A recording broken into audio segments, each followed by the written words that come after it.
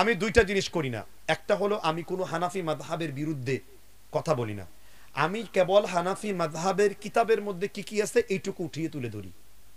এতে দুইটা সুবিধা, এক, আমার হানাফি মাযহাবের ভাইরা নিজের ভুলটা বুঝতে পারে, আর দ্বিতীয় সুবিধা হলো তাদের সাথে আমার কখনো দেখা হলে বন্ধুত্বমূলক আচরণ থাকে, যেন তারা আমার শত্রু মনে না করে, যেন তারা মনে করে যে এই বিষয়টা আমাদের গবেষণার দরকার। কথা বুঝতে পেরেছেন কিনা? এই কথা আমরা কখনো বলি না যে হানাফিদের নামাজ বাতিল, নামাজ হয় না, এগুলো যারা করে তারা আহলে হাদিসের কেউ না। কথা বুঝতে পেরেছেন কিনা? আমরা এই কথাটা বলি, এই দুইটি আমলের মধ্যে এই আমলটা শ্রেষ্ঠ। কথা বুঝতে পারছেন কিনা? বহুত তো বাড়াবাড়ি করলাম, ফলাফল ডাবল জিরো। তবে মধ্যম পন্থায় দাওয়াত দিয়েছি, হক কথা বলেছি, তাদের ভালোবেসে কথা বলেছি, সত্যটা তাদের অনুসারীরা গ্রহণ করেছে। এই জন্যই তো আমার মতো চরমনায়ের মুরিদকে, একজন দেওবন্দি সিলসিলায় পড়া আলেমকে আজকে সালাফি হয়ে আপনাদের মাঝখানে ওয়াজ করাইতে নিয়ে এসে পড়েছে। ঠিক না ঠিক? কারণ আমি আপনাদের দেখে সালাফি হই নাই, আমি আনোয়ার শাহ কাশ্মীরের কিতাব পড়ে আহলে হাদিস হয়ে গেছি।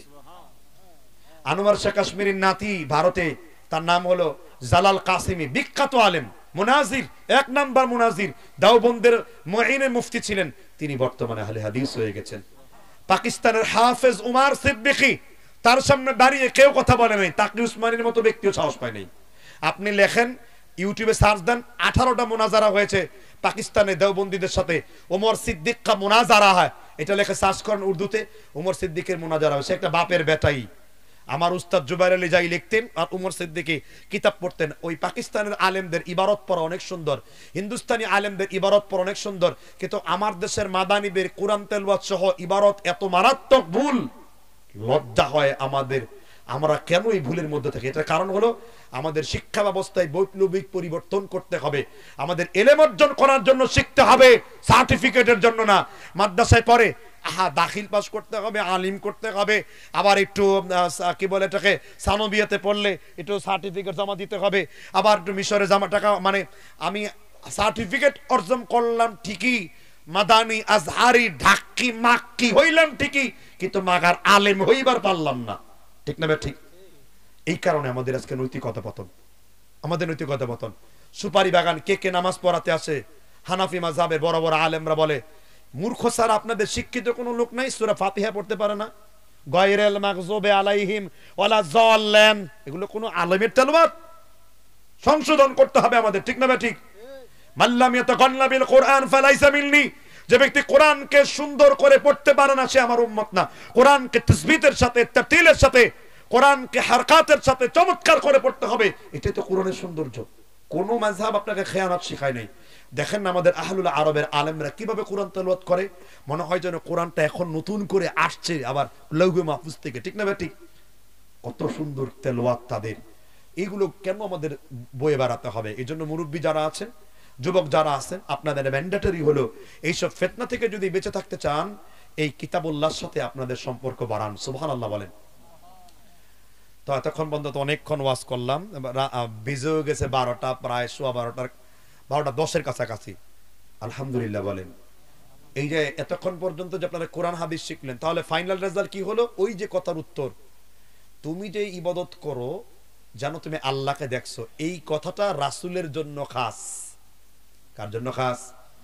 যেহেতু তিনি ইবাদত করে নবীজিকে স্বপ্নে দেখতে পেয়েছেন। আলহামদুলিল্লাহ বলেন। আর দ্বিতীয় কথাটা আমাদের জন্য, যে আল্লাহকে তুমি দেখতে না পেলেও আল্লাহ তোমাকে দেখছেন, এই কথাটা আমাদের জন্য খাস। তাই আমার নবী কখনো ভুল কথা বলতে পারেন না। ওই কথার উত্তর তিরমিজিতে রাসূল দিয়ে গেছেন। সুবহানাল্লাহ বলেন। কাজেই আরজালি মাতবর, তুমি কোরআনের পাতায় ঢুকেছো কিন্তু পাতার ভেতরে ঢুকতে পারো নাই। ঠিক না ঠিক? এই জন্য তুমি নাস্তিক হওয়ার জন্য এত কিছু করেছো। আল্লাহ রাব্বুল আলামিন আমাদের হেফাজত করেন। যুবক ভাইদের বলবো, মোবাইল ফোন ব্যবহারে প্রচন্ড সতর্ক হবেন। ফ্রি ফায়ার, পাবজি, এবং মা বোনদেরকে যে অল্প কথাগুলো বলেছি, আর অনেক লম্বা কথা বলার ছিল, সময়ের আওকাত কুলাইনি, আমরা বলতে পারছি না। আর প্রথম অংশে আমরা যে আলোচনা করেছি, খবরদার ইহুদি খ্রিস্টানদের কোনো অনুসরণ আপনারা করবেন না। এখানে ইহুদি খ্রিস্টানদের অনুকরণে জামা কাপড় পরেছেন, আপনি প্যান্ট পরেন, আপত্তি নেই, তবে প্যান্টটা লজ্জাস্থান সাদৃশ্য হবে না। জাকির নায়েকও তো শার্ট প্যান্ট কোট পরেছে, কিন্তু টাকনোর নিচে না টাকনোর উপরে? টাকনোর নিচে না টাকনোর উপরে? কিন্তু এই যে জামাগুলো পরেছি, এগুলো ইসলামের তাহজিব, সংস্কৃতির অংশ। এটা লেবাসুল আলেম ওলামা, অর্থাৎ ওলামাদের লেবাস। টুপি ওলামাদের লেবাস, জুব্বা ওলামাদের লেবাস। ওলামারা বলে থাকেন যে দেশের আলেমরা যেই পোশাক পরে এটাই মূলত ইসলামী পোশাক বলে বিবেচিত হয়। কারা? আলেমরা। আমি এখন যদি এখানে একটা জিন্সের প্যান্ট পরে আর লার্ক ব্যান্ডের একটা শার্ট পরে, হ্যাঁ, চুলগুলা ব্রেক ব্রেস দিয়ে রবার দিয়ে বাইন্দে জায়গায় ওয়াশ করতাম, কয়জন শুনতেন? টেডি হুজুর আসছে কোথা থেকে? ঠিক না? ঠিক জোতা টোতা মারার